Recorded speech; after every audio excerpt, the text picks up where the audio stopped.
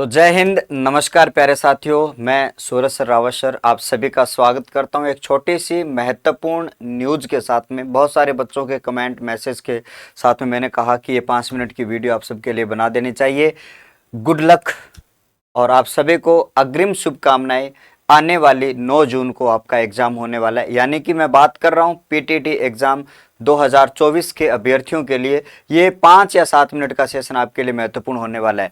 तो PTT exam 2024 RP study team की ओर से आप सभी को हार्दिक शुभकामनाएं। और मैं ऐसी मन कामना करता हूँ, मैं भगवान से प्रार्थना करता हूं कि आपका आने वाला एग्ज़ाम आपके लिए शानदार हो, अगर आप तैयारी अच्छी तरीके से कर रहे हो। तो आइएगा, इसके ऊपर हम बात कर रहे थे। बच्चों का ये सवाल था कि सर कि हम इसमें पहन के क्या चाहें, ड्रेस कोड आपका क्या रहने वाला है, और साथ ही साथ में अगर हम यहाँ पे बात करें कि ओएमआर को कैसे फिल करें। फिर बात यहाँ पर यह भी आ रही थी क्या रफ कागज़ जो है उसके बारे में भी हम बात करने वाले हैं। तो सबसे पहले आपके सामने यहाँ पर दिखाई दे रहा है एक प्रवेश पत्र जो आपका है। उस प्रवेश पत्र की बात करें तो उसका जो इंफॉर्मेशन आपको दी गई है, परीक्षार्थियों के लिए मुख्य अनुदेश है, उसके बारे में बात करें। परीक्षा का कार्यक्रम क्या है, कब होने वाली है परीक्षा, तो 9 जून 2024 संडे। 9 जून यानी कि आज है आपकी 7 जून और 9 जून को एग्जाम होने वाला है। संडे 11 बजे से लेकर 2 बजे का ये सेशन रहने वाला है। ये नून सेशन आपका यहाँ पे होगा, आपको ध्यान में रखना, ठीक है। परीक्षा सेंटर पर आपको 1 घंटे पहले पहुंचकर आप अपना परीक्षा सेंटर है वो सुनिश्चित कर लेना। बाहर जो रोल नंबर चस्पा होते हैं उसमें मिलान करके आप अपने आप को सहज महसूस कर लेना, ठीक है। जिस दिन एग्जाम हो सुबह सुबह पढ़ लेना और एग्जाम से 2 घंटे पहले आपको मतलब रिलैक्स माइंड आपको कर देना है। कोई भी हड़बड़ाहट आपको नहीं रखनी है, बहुत ही शानदार तरीके से, क्योंकि पिछले दिनों में आपने लगातार मेहनत करी है, तो अब अंतिम दिनों में आपको स्ट्रेस बिल्कुल भी नहीं रहना है, ठीक है। और नहीं आपको कोई एक्स्ट्रा करने की जरूरत है। जैसा आप पहले पढ़ रहे थे, जिस सेशन के साथ में, जिस शेड्यूल के साथ में आप पढ़ रहे थे, वही आप करते रहिएगा, ठीक है। रिवीजन अभी तक शुरू नहीं किया तो रिवीजन आप फटाफट शुरू कर दीजिएगा एमसीक्यूज के माध्यम से। तो परीक्षा के बारे में मैंने बता दिया, और परीक्षा कब होगी इसके बारे में हम बात करते हैं। परीक्षा प्रारंभ होने के निर्धारित समय 11 बजे है। इससे आधा घंटा पहले 10:30 तक परीक्षा केंद्र यानी मुख्य द्वार में परीक्षार्थियों का प्रवेश की अनुमति होगी। अर्थात परीक्षा केंद्र का प्रवेश द्वार ठीक आधा घंटा 10:30 बजे बंद हो जाएगा। ये सबसे इंपॉर्टेंट चीज है कि 10:30 बजे आपको एंट्री समाप्त हो जाएगी। तो आधे घंटे पहले आपकी एंट्री समाप्त हो जाएगी। तो आप पहले, भैया मैं तो 1 घंटा बताया, आप तो 1.5 घंटे पहले भी पहुंच जाओ तो कोई भी दिक्कत नहीं है, क्योंकि आधे घंटे तो लाइन लगकर चलती रहती है एंट्रियां, और उसके बाद में आपका जो है वो एंट्री बंद हो जाएगी। फिर मत कहना भैया जवाबदारी आप लोगों की होगी, क्योंकि अगर आप समय पर नहीं जाते हो तो, ठीक है। इसके पश्चात परीक्षा में प्रवेश नहीं दिया जाएगा। परीक्षा केंद्र पर नियत समय से पूर्व आवश्यक रूप से उपस्थित हो जाएं, ताकि तलाशी और पहचान कार्य पूर्ण हो सके। क्योंकि आधे घंटे पहले का मतलब ये होता है कि अंदर बिठाकर आपको तलाशी ली जाए। तलाशी के समय लगने के कारण परीक्षा में शामिल होने वाले जो विद्यार्थी है, ठीक है, वंचित हो सकते हैं। ये आपकी स्वयं की जिम्मेदारी आपने बताया।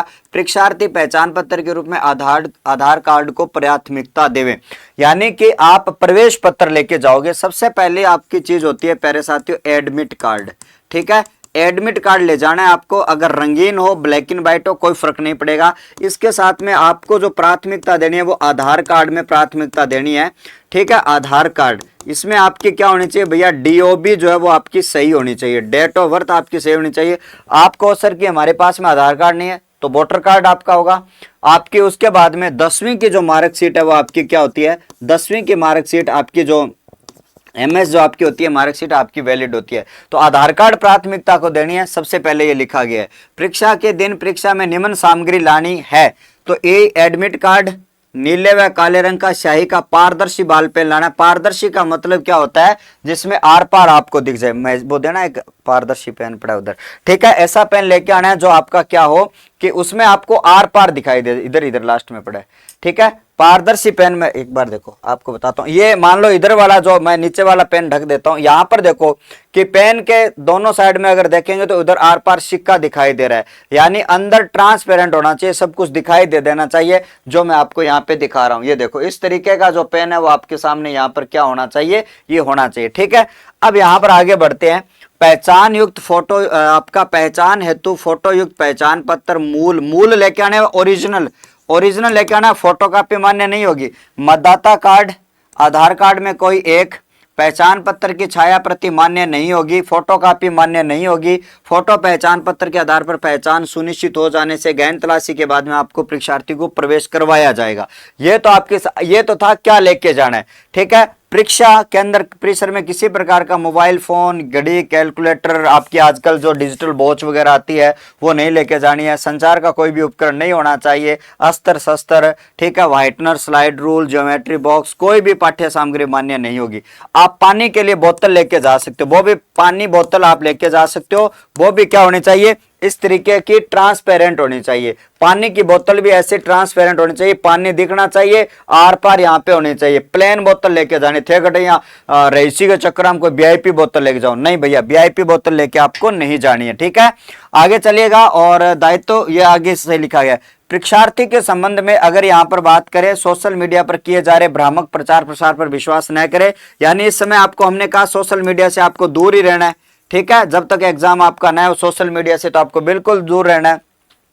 कानूनी कार्रवाई, और नेत्रहीन परीक्षार्थी को कम से कम 2 दिन पूर्व संबंधित केंद्र पहुंचकर लिखित सूचना देनी है। अगर कोई ब्लाइंड विद्यार्थी है तो उसके लिए क्या व्यवस्था करनी है, ये आपका सेंटर जो आपका है आज ही सुनिश्चित करवा देना होगा। यानी आज 7 तारीख को सुनिश्चित करा दोगे तो आपको परीक्षा मिलेगा, नहीं तो आपको एक्स्ट्रा जो छूट मिलती है, जो आपको श्रुत लेखक जो होता है वो मिलता है, वो आपको फिर नहीं मिलने वाला है, तो ये भी दे देना। परीक्षार्थी समाप्ति होने के बाद में आपको अपने साथ लेकर जाएंगे बुकलेट, ठीक है। समाप्ति के उपरांत परीक्षार्थी प्रयुक्त प्रश्न पत्र, बुकलेट एवं ओएमआर की कॉर्बन कॉपी आप साथ में लेकर जाएंगे, ठीक है। इसका मतलब पेपर आपको यहाँ पर साथ में दिया जाएगा। पेपर अगर मिल जाए तो भाई साहब आप क्या करोगे, स्कैन करके 89464412 पर भेज दोगे ताकि हम पेपर का सॉल्यूशन करवा सके।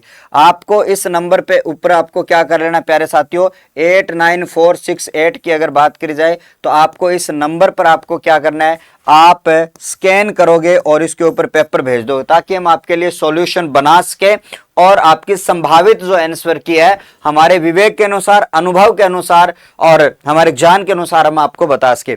अब यहाँ पर ड्रेस कोड, यहाँ पर प्रवेश पत्र में ड्रेस कोड के बारे में कुछ नहीं लिखा, तो आपको रिस्क कुछ भी नहीं लेनी है। ड्रेस कोड का यहाँ पर इसमें कुछ नहीं आया ऐसा लिखा हुआ कि ड्रेस के ऊपर आपका, ठीक है। बॉयज के लिए मैं बता देता हूं, ठीक है। बॉयज जो आपके कैंडिडेट है उनके लिए मैं आपको बता दूं क्या पहन के जाना है। आप भाई साहब एक सिंपल टी शर्ट पहन के जाओ, ठीक है। सिंपल आपकी टी शर्ट पहन के जा सकते हो आप, ठीक है। और इस तरीके का आप शर्ट भी पहन के जा सकते हो, आप हाफ बाजू आप लेके जा सकते हो, कोई प्रॉब्लम नहीं है। हाफ बाजू का शर्ट आप पहन के जा सकते हो। तो मैं तो ये कहता हूं रिस्क लेने क्यों, आजकल का जमाना है भैया टी शर्ट पहनने का, और आजकल बच्चे टी शर्ट पहनते हैं। और सिंपल टी शर्ट पहन के जा सकते हो, वीआईपी जा सकते हो, आप अपनी सुविधा के अनुसार टी शर्ट पहन के जाना जिसमें बड़े बटन नहीं होने चाहिए। क्या नहीं होने चाहिए भैया, बड़े जो बटन है वो आपके नहीं होने चाहिए, बटन जो है वो बड़े नहीं होने चाहिए। सिंपल बटनों का कोई फर्क नहीं पड़ता, कई बार बटन जो बड़े आते हैं ना, बड़े टाइप के बटन उसमें आपके नहीं होने चाहिए, वो आपको भैया वहां पे फिर बनियान में बिठाया जाएगा, ध्यान में रख लेना, ठीक है। हाँ, उसके बाद में आप एक लोअर पहन जाइएगा, लोअर, ठीक है, या फिर सिंपल अगर आपका पायजामा है तो वो पहनकर चले जाइएगा, तो ये आपके लिए। उसके बाद में शूज के बारे में भी इसमें कुछ नहीं लिखा है, तो मैं आपको बता देता हूं। शूज जो है, अगर बाय चांस ये होता है कि शूज खुलवाएंगे तो भाई साहब शूज पहन के मत जाओ, या आप नॉर्मल आप स्लीपर पहन के जाओ, नॉर्मल स्लीपर होते हैं वो आप पहन के जाओ, या फिर आपके सामने आपके गर्मी वाले जो सैंडल है वो आपके पहन के चले जाओ। अब लोअर टी शर्ट पहन के जा रहे हो तो जूतों का कोई काम है नहीं। देखो पहली बात ऐसी गाइडलाइन है नहीं, नहीं खुलवाएंगे, खुलवाएंगे तो रूम के बाहर खुलवाते हैं कई बार भैया हमारी जैसे बड़े बड़े एग्जाम होते हैं सेकंड ग्रेड वगैरह के, रीट जैसे एग्जाम सिटी के, बाहर ही खुलवा देते हैं नंगे पैर, भैया धूप ज्यादा है। तो आपको कहता हूं मैं नॉर्मल स्लीपर, आपके बाथ वाली स्लीपर है ये भी आप लेके जा सकते हो, साथ में आप सैंडल जो पहनते हो गर्मी में वो लेके जा सकते हो। ये तो बॉयज की बात थी, ठीक है। अब लड़कियां कहती है गुरुजी माने भी बता दो मैं क्या पहन के जावा, तो लड़कियों आपके लिए भी यही है, गर्ल्स के लिए भी मैं बता देता हूं कि आजकल भी लड़कियां जो है वो लोअर टी शर्ट पहनती है, उसमें कोई प्रॉब्लम वाली बात है नहीं। सिंपल आप सलवार सूट पहन के जा सकते हो, कोई आपको मनाही नहीं है। सिंपल अगर अपने बात करें तो सलवार सूट आप पहन के जा सकते हो, आप अपनी सुविधा के अनुसार, ठीक है। उसमें आपको आपके ध्यान में रखना है, आपको ज्यादा ऐसे सज के संवर के नहीं जाना है। सजने संवरने का मतलब ये है, अन्यथा में कोई नहीं लेगा इस बात को कि आप बड़े बड़े कुंडल लटका के जाओ, ठीक है, यहाँ पे बालों में कुछ बड़े बड़े लगा लिए, तो वैसा कुछ भी नहीं। सिंपल से आप अपने बाल बनाकर जाओ, सिंपल सा रबर डाल के जाओ, आप सिंपल सलवार सूट आपके पहन के जाओ। उसके साथ साथ में आपको ध्यान में रखना है, यहाँ पर अगर बात करेंगे तो आप टी शर्ट और लोअर की बात करते हैं तो लोअर वाला टी शर्ट वगैरह आप यहां पर क्या कर सकते हो, आप यहां पर पहन के जा सकते हो, ठीक है। एक्स्ट्रा चीजें जीन वगैरह जो होती है, लड़कियां जीन और टॉप पहन के जाती है, टॉपर में तो कोई प्रॉब्लम नहीं है, लेकिन जीन जो होती है उसमें ना, लड़कियों वाली जीन में बड़े बड़े क्या लगे होते हैं, बटन लगे होते हैं, तो जीन आप पहन के मत जाइएगा। देखो भाई, अब ये सबसे ज्यादा डिपेंड करता है, सेंटर जो अधीक्षक होता है ना, केंद्र अधीक्षक होता है, उसके ऊपर डिपेंड करता है। क्योंकि मैंने तो सरकारी एग्जाम करवाए हैं, मैंने पटवार का एग्जाम करवाया, सेकंड ग्रेड की जो लिपिक वाले एग्जाम होते हैं वो मैंने करवाया। वो सेंटर अधीक्षक पर डिपेंड करता है, वो क्या चाहता है, ठीक है। गाइडलाइन ऐसी कुछ नहीं, उसने ये कह दिया भैया जीन अलाउ नहीं है, तो फिर आपके पंगा हो जाएगा, तो यार आप क्यों ही पहन के जाओ, है ना। तो आपको मैं सीधा बता दूं, क्योंकि जीन में क्या होती है, बड़ी बड़ी बटनें लगी होती है लड़कियों वाली जीन में, ठीक है, ये हमने देखा है। तो भाई साहब, ये बड़ी बटनें जो है वो बिल्कुल भी अलाउ नहीं होती एग्जाम में।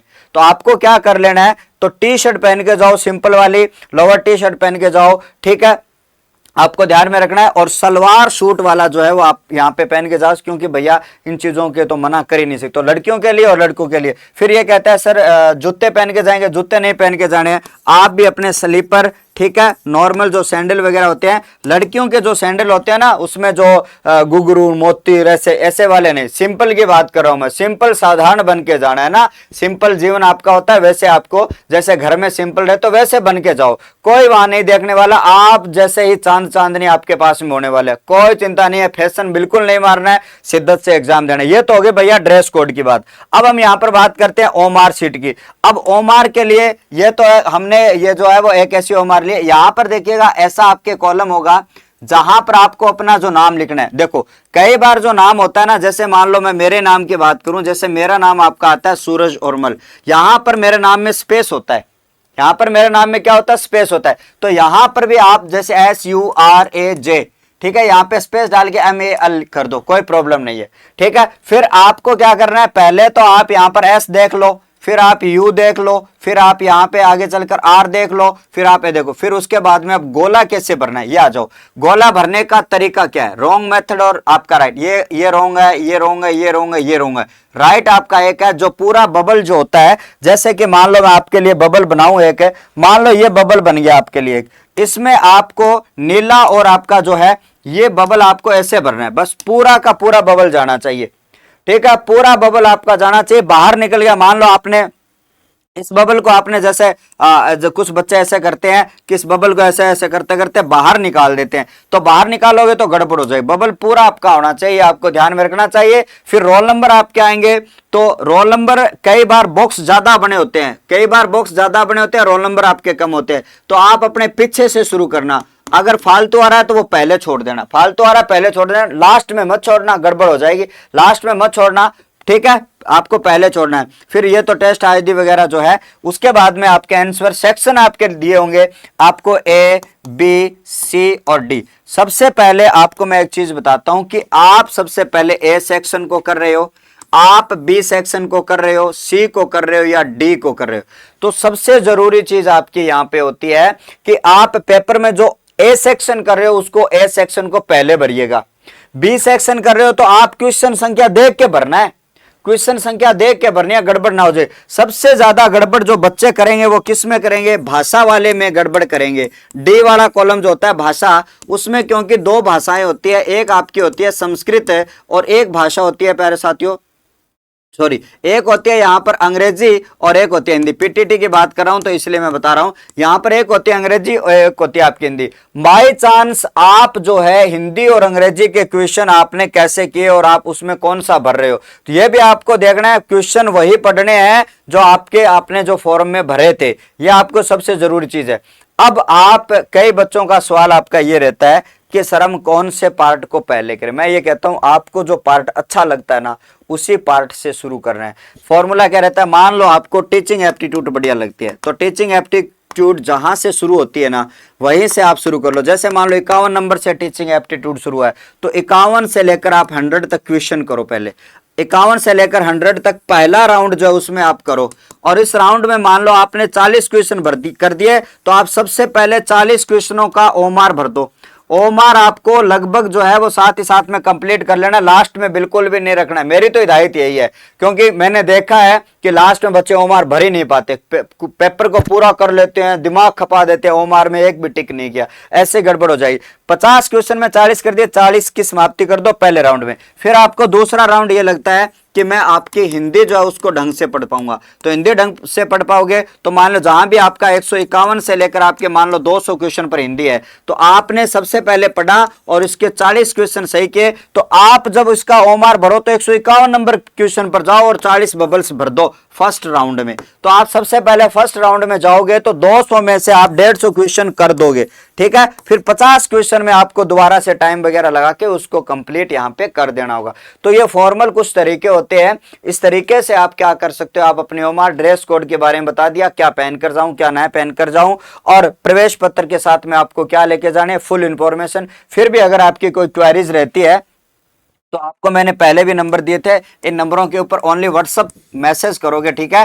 89 468 44 120 इनके ऊपर आप क्या कर दोगे, मैसेज कर दोगे, आपको रिप्लाई मिल जाएगा, ठीक है। इनके ऊपर आपको ओनली मैसेज करना है, ठीक है, ध्यान में रखना। और इस वीडियो में इतना ही, आशा और उम्मीद के साथ में ये सेशन आपके लिए महत्वपूर्ण रहा होगा प्यारे विद्यार्थियों, ठीक है। घबराना नहीं है, ठीक है, बिल्कुल भी पैनिक आपको नहीं होना है, ठीक है। कोई समस्या आए तो मैसेज करना, अगर आवश्यकता पड़ी तो आपको कॉल भी करूंगा। आपका बहुत बहुत धन्यवाद, नमस्कार। सेशन को ज़्यादा से ज़्यादा आप लोगों के साथी जो है उनको शेयर करना, और अपने आरपी स्टडी और उसके साथ में लहर पाठशाला यूट्यूब चैनल पर हम सबसे पहले 9 जून को जैसे एग्जाम खत्म होगा हम आपके लिए सॉल्यूशन लेकर हाजिर होंगे। तब तक के लिए बहुत बहुत धन्यवाद, थैंक यू।